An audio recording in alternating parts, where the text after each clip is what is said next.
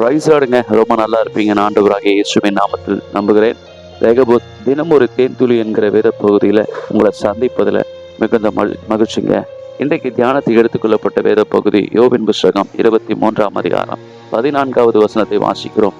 எனக்கு குறித்திருக்கிறதை அவர் நிறைவேற்றுவார். ஆமாங்க, நிச்சயமா யோபுக்கு தேவன் என்னென்ன திட்டங்களை வைத்திருந்தாரோ, என்னென்ன காரியங்களை தேவன் யோபுடைய வாழ்க்கையில செய்யணும்னு திட்டம் வைத்திருந்தாரோ அது எல்லாவற்றையும் தேவன் செய்தாங்க. அவன் இழந்து போன எல்லா நிலைகளிலும் எல்லா உடைமைகள், பொருட்கள், ஆடு மாடு கழுதை எல்லாம் இழந்த போதிலும் கூட தேவன் அவனு குறித்ததை அவன் நிறைவேற்றினான்.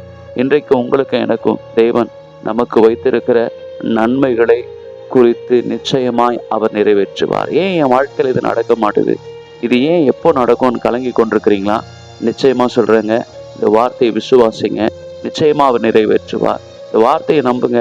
ரொம்ப நல்லா இருப்பீங்க. காட் பிளஸ் யூங்க. ஆமென்.